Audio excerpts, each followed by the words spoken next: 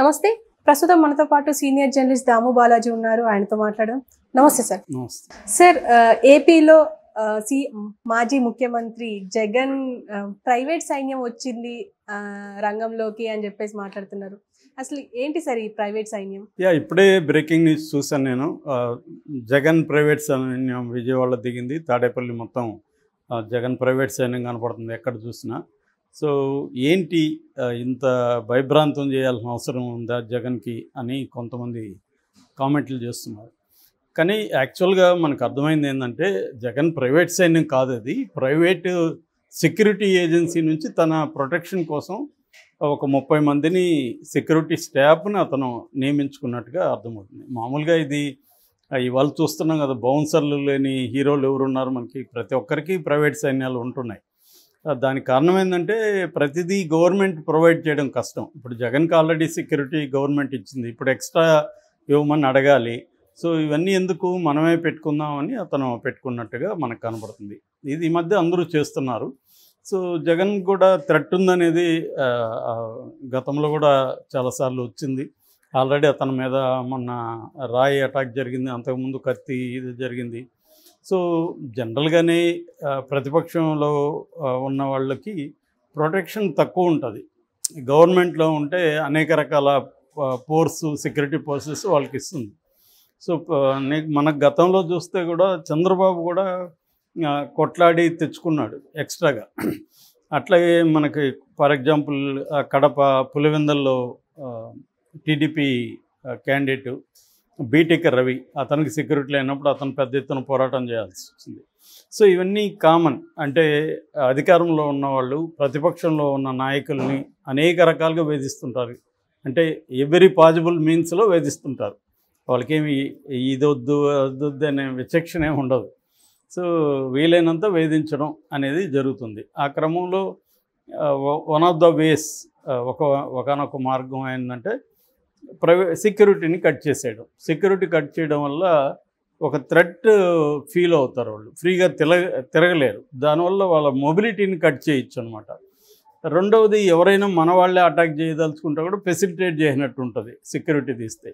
మామూలుగానే ఎప్పుడైనా police security ఉంటే ఒక అటాక్ చేసే వాళ్ళకి ఒక భయం ఏంటంటే పోలీస్కి ఏమన్నా గాయం కావచ్చు, కానీ పోలీసులు ఏమైనా చనిపోతే మొత్తం పోలీస్ డిపార్ట్మెంట్ పర్సనల్గా తీసుకుంటుంది దాన్ని.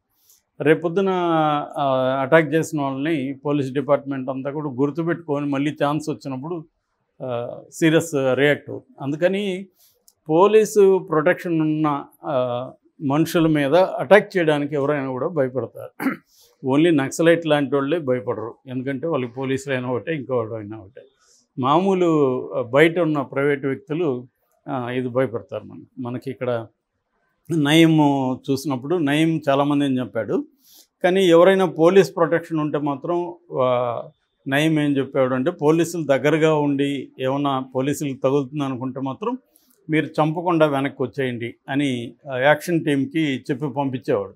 సో నయీంకి కూడా ఇది అండర్స్టాండింగ్ ఉంది, పోలీసులకి ఏమన్నా జరుగుతున్నాయి. అందుకని గవర్నమెంట్స్ కూడా ఏం చేస్తుంటాయంటే ప్రతిపక్షాల నాయకులకి ప్రొటెక్షన్ని తీసేస్తాయి. ఇప్పుడు కొడాలి నానికి తీసేస్తారు రీసెంట్గా, అట్లా చాలామందికి తీసేస్తున్నారు.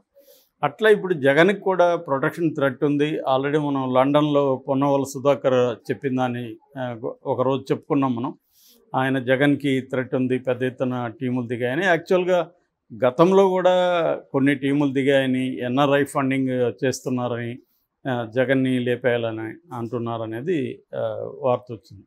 సో ఈ నేపథ్యంలో పొన్నవలు కూడా లండన్లో వైఎస్ఆర్సీపీ అభిమానులతో ఆయన సమావేశమైనప్పుడు ఆయన కన్నీళ్ళు పెట్టుకొని జగన్ను మనం అంతా కాపాడుకోవాలి ఇలాగే చెప్పాడు.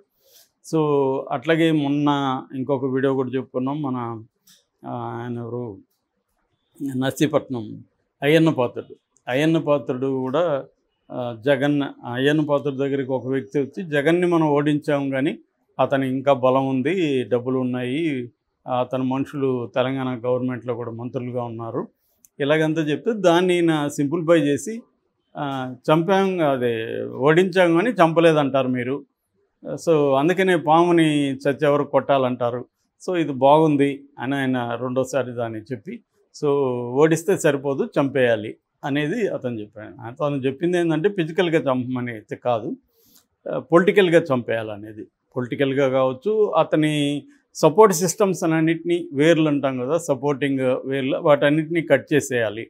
అంటే ఫండింగ్ కావచ్చు, తనకున్న రిలేషన్షిప్స్ కావచ్చు, అవన్నీ కట్ చేయాలనేది అతని ఉద్దేశం.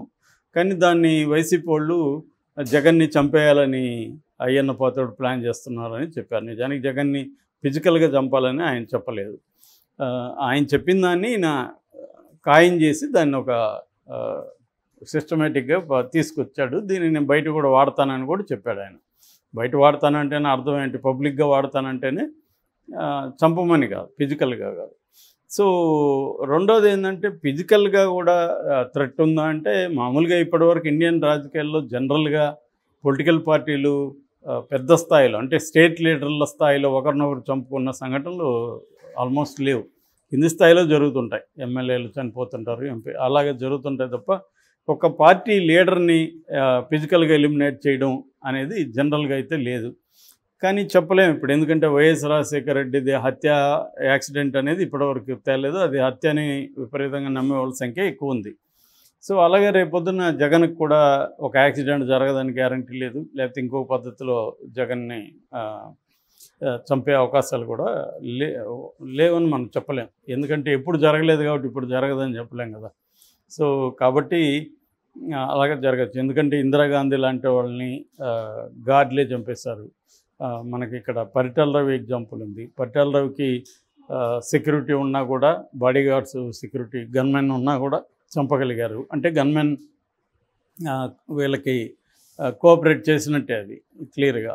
సో ఇలాగా జగన్కి కూడా థ్రెట్ ఉంది కాబట్టి జగన్ ప్రైవేట్ సెక్యూరిటీ నుంచి ఒక 30 మంది దిగారనేది ఇప్పుడు వస్తున్న వార్త. దీన్ని కొంతమంది ఏమో జగన్ ప్రైవేట్ ఆర్మీ దిగింది, ముందు నుంచి కూడా జగన్ ప్రైవేట్ ఆర్మీ అనే టాక్ ఎప్పటి నుంచో ఉంది. ఇప్పుడే కాదు, నేను ఎప్పుడు దాదాపు 15 years ముందు కూడా విన్నాను ఇది.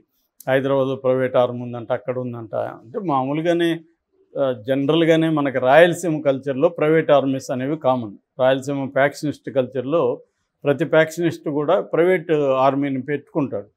పరిటాల రవికి కూడా ఒక 2 బస్సులకు ఉండేవి అని చెప్పేవాళ్ళు అప్పట్లో. పరిటాల రవికి ఇంకోటి ఏంటంటే, వెపన్స్ కూడా మోడర్న్ వెపన్స్ ఉండేవి.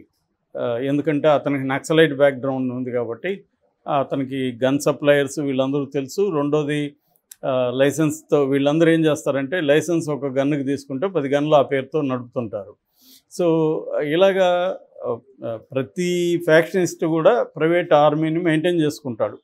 ఒక్కోసారి గవర్నమెంట్ వాళ్ళు నమ్మలేరు, ఎందుకంటే వీళ్ళేదో పొట్టకొట్టు కోసం చేసే ఉద్యోగాల బ్యాచ్ కదా వీళ్ళు. పోలీసులు మామూలుగా అది కానిస్టేబుల్ క్యాడరా అలా ఉంటారు. సో వాళ్ళు ఎందుకు ఇతని కోసం రిస్క్ తీసుకొని చనిపోతారు? సో వాళ్ళకంటే ప్రైవేట్ వాళ్ళు కూడా డబ్బుల కోసమే, కానీ అందులో కొంతమంది తమ అనుయాయులు ఉండేవాళ్ళు ఉంటారు, వాళ్ళు ప్రాణాలు కూడా ఇస్తుంటారు. స్వామి భక్తి కూడా ఉంటుంది అలాంటి వాళ్ళకి.